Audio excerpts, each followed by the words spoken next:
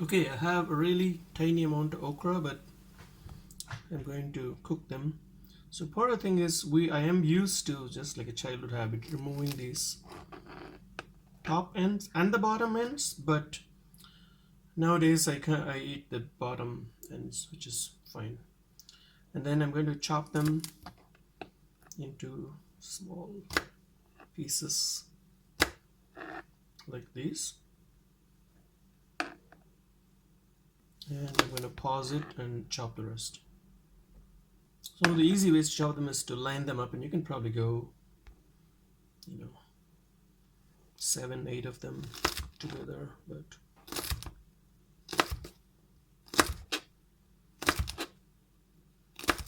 and I think typically if you have a serrated knife, maybe it does a better job. It's all the same. And now I literally have a handful. Next we move on to the skillet. Before we go to the skillet, I'm going to go over the spices I'm going to use. That's going to be mustard seeds, brown mustard or black mustard, and powdered turmeric, powdered dried turmeric. And you can use either red chili powder, or there's things like garam masala, or typically the preparation I use is called sambar powder, and you can get these in Indian grocery stores. I got this at Kroger. There's a brand, I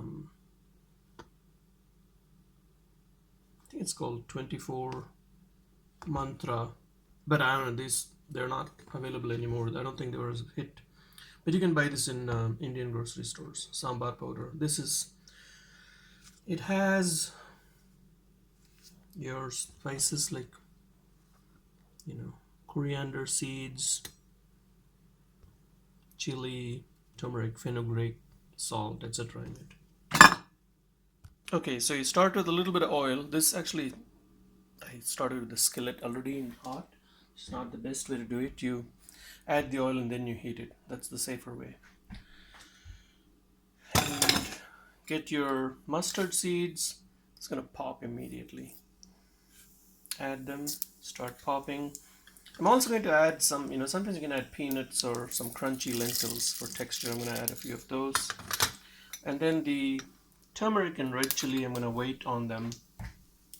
So as these pop, sometimes people put a splatter screen on top, which helps in reducing the mustard seeds that pop outside. But this whole process, takes less than a minute at high heat, and then you lower the heat. And if you have access to them, you can add curry leaves.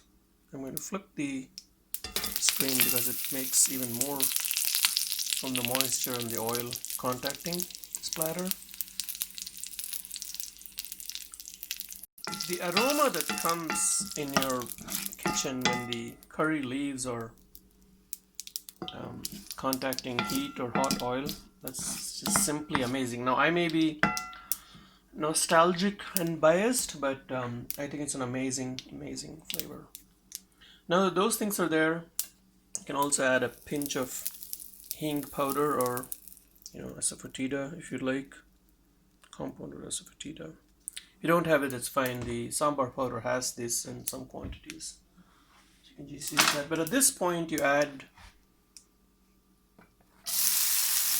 your vegetables, or in this case the okra, which I've kept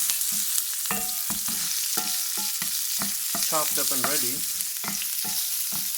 and also make sure they're not within the contact of any water, so they'll become slimy. So this is of course a very tiny amount of okra that I have. I would probably, for this amount of seeds and lentils that give the texture, I would probably add a lot more okra. But right now I'm just going to settle with this for the demonstration. You could also bulk this up with diced potatoes, but they cook at a different pace than the okra, so you'd have to sort of cook them or microwave them separately first so that they cook evenly. You could also add chopped beans to this, chopped green beans, or chopped carrots, but I don't know. Okra is something I really like a lot, so I don't mix other things with it usually. So this is cooking. You can add a tiny amount of salt, a pinch of this turmeric, a pinch of the chili powder. The sambar powder, you could add it, or I'm going to do a small sprinkle, doesn't matter.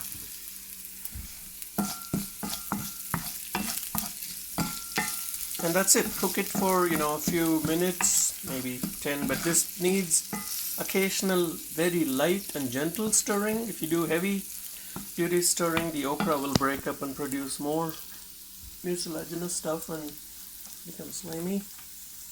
You want the okra to gently roast and lose moisture, and the salt helps in removing the moisture and evaporating it. Bring it out and the heat will evaporate it. Then you'll have crunchy okra at the, like for instance this okra you see is already becoming crunchy. Also, all the purple ones have already turned green, in case you didn't notice that. So don't be surprised. The purple coloring heat eventually reacts the chemicals.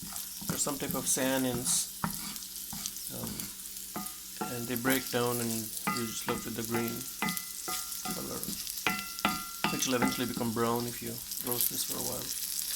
Okay, enough of rambling. 7 minutes on okra is, I don't know, maybe more than you asked for, but